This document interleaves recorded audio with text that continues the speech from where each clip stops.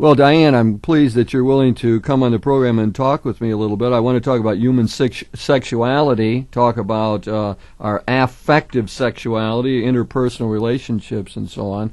You know, sometimes I think you're really for people. I haven't figured this out, but I hear you work in so many different places and do so many different things. And one of the things you do so well is spiritual direction at our parish at Corpus Christi, and I'm always pleased with that. But it's remarkable to me how you find time for all of this, especially since you're married and have children.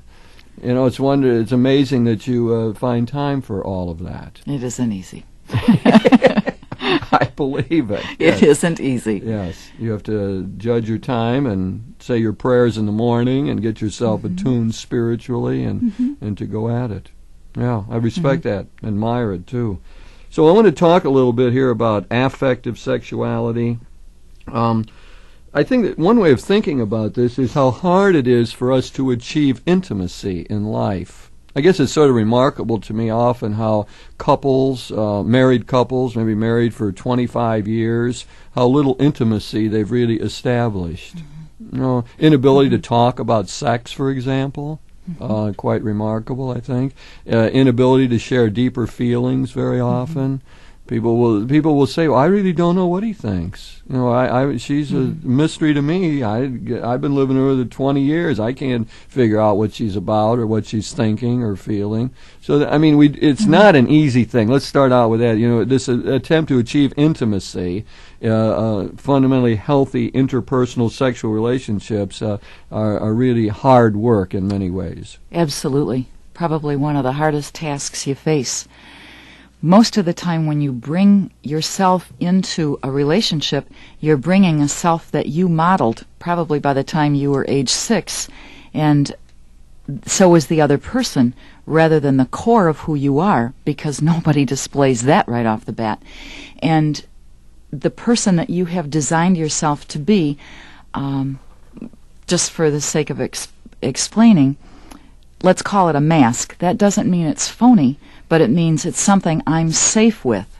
And there are 3 kinds of masks that most of us show in intimacy and in relationships. The first one, I guess we would call the love mask. That is a person who wants to feel loved. That's their number 1 priority, is to feel love from the other person. Everything else is subordinated to feeling loved. A person who wears this mask will very quickly count how many times somebody says, I love you. And if he doesn't have the same love mask on, he has a different mask on, that doesn't occur to him that this is a primary force in her life. Another mask is a power mask. And a power mask is about dominating and being dominated. So a discussion about how I feel about sex, all right? Do I like to make love at night or in the morning? If one has a power mask on, well, it's a win-lose. Well, if we do something in the morning this time, then what do I get today? So it becomes a whole different scenario. The third kind of a mask that a person often wears in relationships is called a serenity mask. And a serenity mask is worn by a person who wears a serene outside and you don't know what's going on the inside, because the person's characteristic posture is to withdraw. So he withdraws or she withdraws behind a serene exterior, and the other person is jumping around trying to figure out where this person is really coming from. And this person is not likely to play their hand. You take these 3 masks and I know that's simplified. Most people are combinations.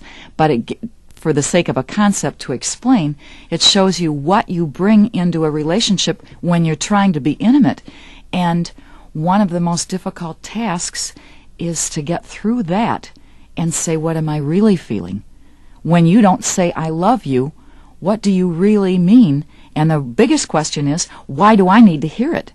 And when one talks about, I believe, a moral obligation in a relationship, the greatest moral obligation is to question yourself and to take responsibility for your own needs and say, why do I need this? Ask yourself first and then share that with the other person, because they don't know why. That's very helpful categories that you've placed before us there, Diane. And it's a question, I suppose, as with all categories, people hear those and say, well, how does it apply to me? As you well pointed out, nobody is a pure type. You're not going to find a pure power type or a pure love type or serenity type, but it helps us to sort out our own feelings and our own approaches to this question of intimacy. I would say a lot of my own sense of this comes from counseling young people who are trying to, through collegiate years, achieve intimacy, trying to work their way through some of those kind of problems that you mentioned. I notice the kind of typical problems people will bring is shyness.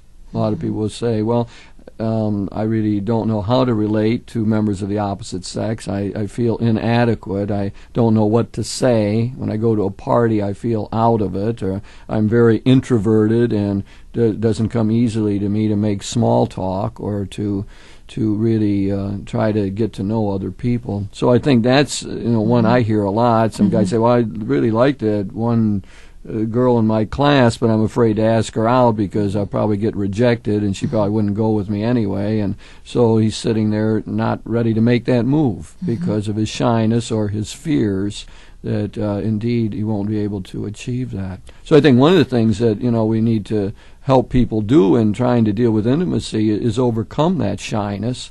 One of the things I often suggest is the idea of getting one's mind off oneself and trying to think of it about the other person. I remember a young man who was having this great problem, and I suggested that he go to a party, and instead of trying to impress women, which was his usual agenda for the evening, that he adopt another agenda, which would be simply to walk around and observe and try to understand what was going on and to observe the interactions between males and females, so on. And he comes back, he says, Father, you're not going to believe this, he says. This is really something, he says. But there's all kind of guys out there trying to impress women. And it was a wonderful insight for him because he didn't feel alone, and he felt he could see others doing it. He could see some of the silliness that went on as a result of it.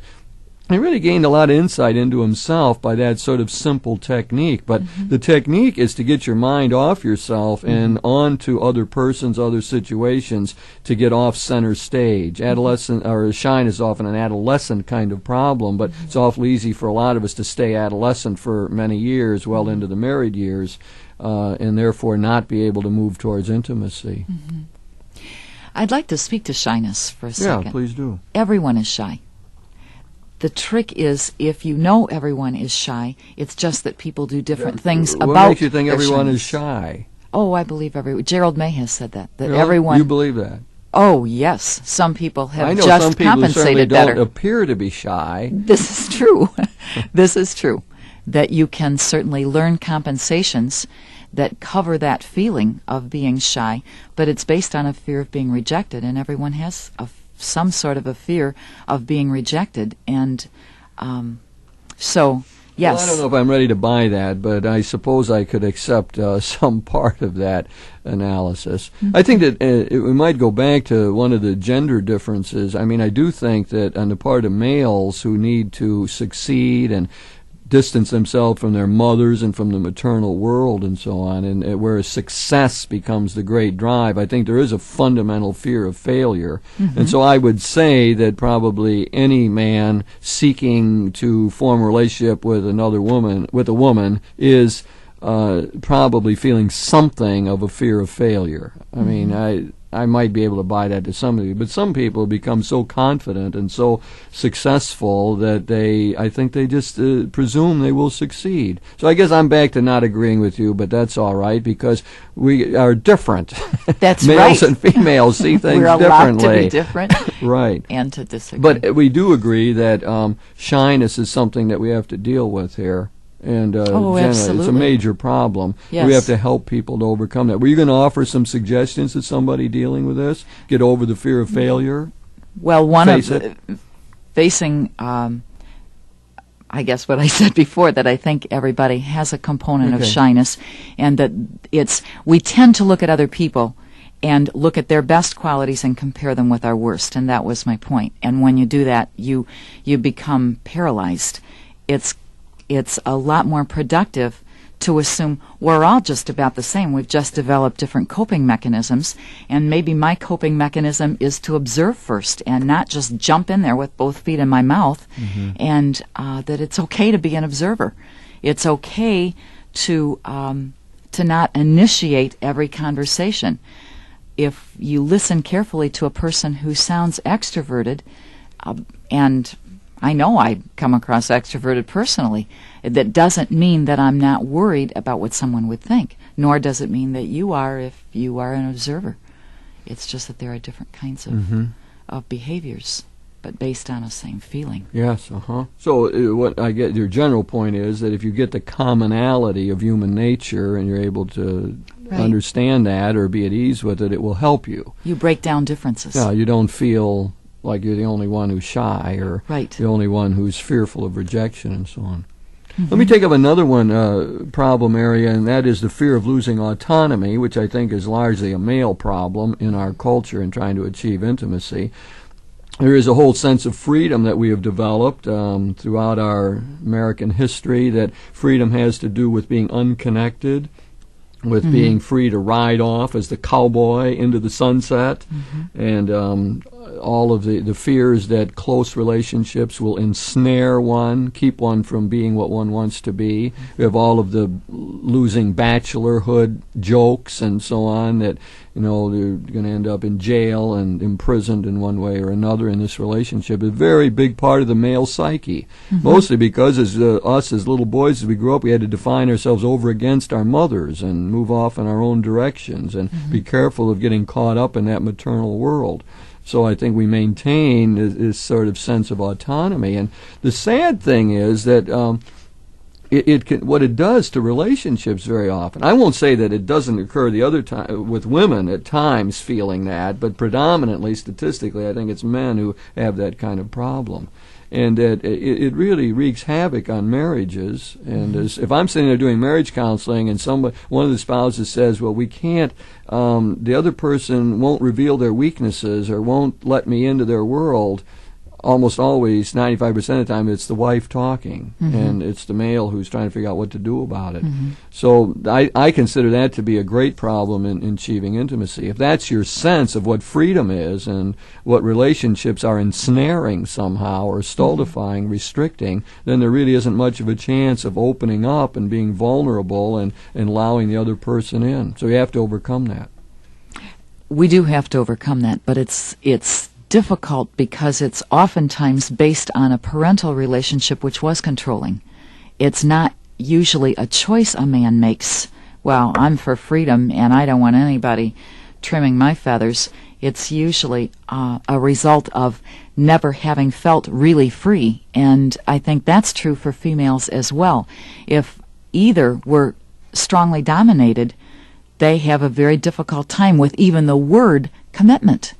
I remember years ago going to a talk where someone described a man and a woman getting married, and it's almost like taking two pieces of clay that are different colors and smushing them all together, and that was very threatening for many people to sit and listen to. Nobody wants to be smushed together with somebody else, especially if they felt smushed all their growing up years and keyed into someone else's feelings rather than developed their own. And it's a good point. And my way around all of this is to redefine freedom in terms of relationships. So that freedom is not just a matter of getting away and being independent, but that we draw on our Christian wisdom tradition and understand that we are essentially social creatures, that we are interdependent, that God made us male and female and gave us the sexual drive which helps us to bond and brings us together. And that the best of our experiences, and I think this is getting back to your point, if all your experiences with other close relationships have been smothering in some way and confining, then you don't have much to build on. But almost everybody can find, or we ought to develop, experiences where it's different, and that is where closeness liberates. That is where intimacy really helps one feel freer and helps one to flourish. And I think it's as simple as this, that if I reveal some particular weakness of my own to you, and I'm able to be vulnerable to that, and you treasure that, respect it, you don't hit me over the head with it, and you're somehow empathetic, supportive, or even just a good listener with it, then I may well feel liberated. I feel freed up. I feel better. I don't feel confined. I feel like here's another human being who accepts me as I am, and therefore I now have a chance to move forward. That, I would suggest, gives us a whole different feeling tone to the question of freedom and autonomy. But you bring up a good point. What would encourage you to give me your vulnerable feeling in the first place? I have to have some sort of sense of trust to begin with. I have to have some sort of sense that you would treasure what I have, and you're not going to make progress on this until you can come up with experiences in your own life that reveal this truth. If it's simply an abstract statement, you can never get around to doing it. No. So the way I would do it is, if there's a tiny little thing in which I did that and you treasured it and I felt liberated, then I can build on that. I need the small steps in order to move forward on that. What would be in it for you to do it? Well, once you have experienced something of it, the reason you want to continue it is because it is precisely liberating. Because you feel better. Yes. Because you now are able to function in a better way. Because you feel connected in. And I think fundamentally, because we are interdependent creatures, social creatures, to feel connected in, to experience solidarity with another human being is a positive feeling. It's a positive experience, and people want more of it. And of course, that's partly what happens when people fall in love, but that's another story, I think. That's one of the high points of intimacy, probably the highest, is that you really feel connected, like someone understands the core of who you are. And you don't know that until you relate it to somebody. That's right. I mean, there has to be some beginning experience of it. But I mean, for most people that I end up dealing with, you can find some experience like that if you keep probing. You can find some way in which they have felt that closeness liberates. Freedom is a function of intimacy and not of distance. That's the fundamental point. And I think you can't achieve intimacy, I think, without really moving in that direction. Let me take another problem that occurs in trying to achieve intimacy, and that is the whole way our culture celebrates romantic falling in love, and it has a very dreamy character to it. It becomes unrealistic, and therefore it's really unapproachable. It doesn't really help with this problem, I think. Although there's no doubt that many people have achieved intimacy because of the falling in love and because of the romantic stirrings that go with that. But it also can be very destructive in trying to maintain intimacy and to deepen it and so on. And you see that within married couples, it seems to me. Part of what... Yeah, go ahead. When you talk about eros, that feeling of being in love, that does usually lead to intimacy, but there are ways to keep eros in a relationship. I guess maybe I would not want to give the feeling that romantic love says that there can't be intimacy. Because it ought to be the prelude to it, I would think. It ought to be the what sets the stage for it and begins to make it possible or gives the initial experiences of it. The question is, are you going to grow beyond it? Are you going to figure out how to remain intimate when you've fallen out of love? You can fall back in. You can, yes. Through an entire lifetime. But what are you going to do when you fall out of love? That's the question to me, because that's what stops the intimacy process. That's true. When you fall out of love, it seems to give a message that this is not worth working on anymore, that something indeed has happened. Yeah, and the other person doesn't treasure things very often. I mean, all the things you used to do that really to please your husband, and he liked it and so on, now he just takes it for granted. So why should you do that? Why should you put yourself out, in a sense? Especially if I want to feel loved. If I have that love mask, and I want you to say, if you're my husband, and I want you to say, I love you, or I appreciate what you've done, and you don't, I will soon quit doing it. But when you talk about eros, the feeling of being in love, what keeps that going longer and what kills it is a pretty big issue, I think. And crucial issue in marriages, isn't it? It's crucial in any relationship that is either leading toward marriage or is in a marriage. There's such a big part of this that has to be honesty. And when honesty and intimacy come together, it's beautiful. But intimacy can sometimes be a pseudo-intimacy, where I say the things I know you want to hear, and you say the things you know I want to hear, and it's like Catholic Ken and Barbie, and it's not, it looks like intimacy, but it's a very sickly attempt at So honesty. here we get a very important virtue that we need to develop here, which is honesty. Oh, and yes. being able to know oneself, be self-critical, and be able to communicate to others what it is we're thinking, feeling, and what we're all about. Because that kind of honesty brings intensity to a relationship. To me, the falling away of eros is the falling away of intensity. If there's no more intensity, it's a job to keep it going. And eros, the feeling of being in love, is something that doesn't operate by will. I can will to get through school. I can will to get an A. I can will to better myself in marriage. I can will to use a lot of parenting techniques, but I can't will eros without paying some price. And the price I have to pay is the time and the honesty. But it's very elusive, especially when we talk about the sexual feelings. You can't will them.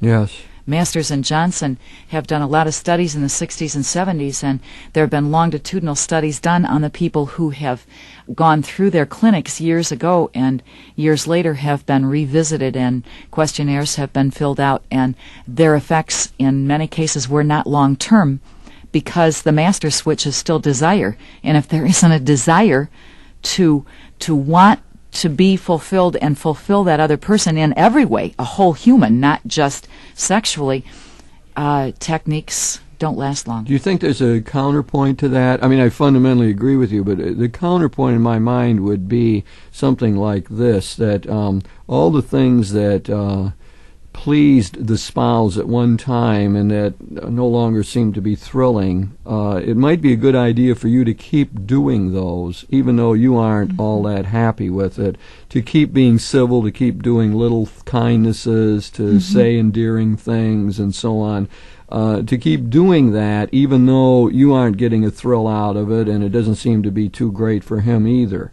I think that there's a way in which some sort of base like that needs to be cultivated, and so that perhaps the desire will flourish again. The mistake I see people making is when the desire is less intense, and then they get away from all those little things that made the relationship work, and then it goes downhill. So I'd like to maintain a base of civility and sort of a fundamental reservoir of little acts that are designed to promote intimacy and further the relationship. So I would want people to do those things even though they don't particularly want to, in the hopes that other more positive feelings would grow out of that. As long as they're honest. Yeah, well, I might not feel like complimenting you today, but if you look good and I say that, I mean, there's the honesty. I mean, I think that seems to me to, if you want to peg the honesty at that point. But I don't know that every time. I mean, I might not feel like saying it, but I think I should say it anyway. But you said you believed it when you said it has to be That's true. honest, Yeah, right? If that's what you mean by the honesty, I agree with it. Yes.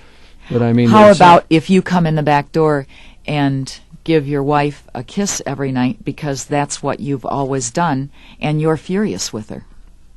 Not only is she misreading the message, but so is everyone else in the house. I say then that has to be talked out. That's what I mean by Catholic Ken and Barbie, that they do nice, discuss appropriate things, but there's something. Yeah, we got a destructive emotion going on that has to be brought out, that we need to talk about. That's what it would seem like to me. In that particular case that you're talking about. Now, I think that we need to always keep this in some sort of Christian perspective again. I mean, the larger Christian perspective says we're responsible for one another. We're interdependent. We need to care for one another. And part of what love is called to be is to will the good for the other person. Absolutely. To get over some sort of selfishness and egocentricity, I think, which is often what gets in the way. So if we're going to have intimacy, I think the Christian wisdom moves us in the proper direction. It moves us in the direction of sacrifice, of care, of fundamental respect for the other person, of trying to meet the other's needs, trying to respond to their calls for help and their weaknesses and so on. I think that again, it's part of what we said about shyness, of getting over shyness, is to be open to the other person in that way. And put one's mind on the other person. Well, yeah, go ahead. You got a short point to make, you can do it. Okay, I'll go short. I think that's half of the component. The other half is looking within yourself. To use the example that I had, if I walk in the back door and I don't want to give someone a kiss, my obligation is to look at why I don't, rather than fake it. Yes. The fake it till you make it attitude that's prolific in business is not necessarily conducive to intimacy. It has a feel of dishonesty. For me not to question why I don't, what's going on in me that I'm pulling away, and that's a much deeper issue, and one that will add intensity to the relationship when I look at it. Not to blame, never to blame someone else, but to take responsibility for what's going on inside. I think probably part of that also then is that you need to talk to the other person about it. You need to look within why you're upset and why you don't really want to do this, but then probably you're going to have some sort of dialogue at whatever it is deeper that is bothering you in one way or another. Well, Diane, we've been talking about human sexuality from a Christian perspective. We've been talking about affective sexuality, interpersonal relationships, and how one achieves greater intimacy, and trying to give some advice about how to deal with shyness and overcoming a fear of losing one's autonomy, of trying to deal with the fears involved and the emotions that often are confusing to us. And the great call from the Christian tradition is to respect the other person and to try to remain fundamentally open to them.